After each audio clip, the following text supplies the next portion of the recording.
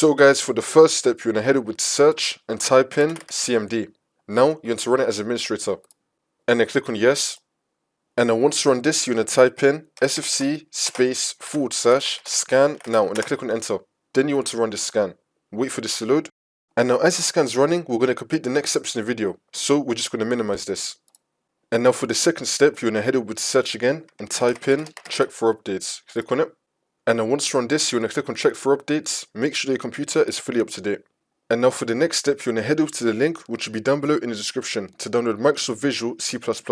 Now once we're here, you want to scroll down till we get to here. There's going to be two downloads, x86 and x64. To know which one you need, you want to head over to search and type in system information. Click on it.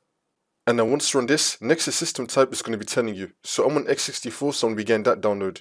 If your one says x86 or x32, you want to get the other download.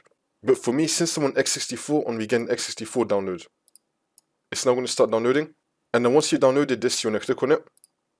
And now this will come up. And then once you run this, you want to tick this, I agree, and then click on install. And then click on yes. Wait for this to load. If you get this, you want to click on yes. Wait for this to load. And it's now going to be fully installed. It should be saying setup successful. Now you want to close out of this. This should now fix your problem.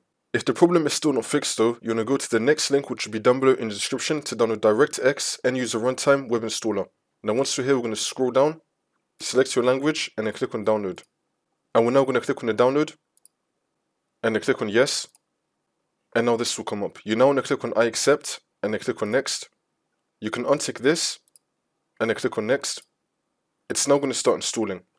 Now once you fully install this, you just want to restart your computer, and then this should now fix your problem.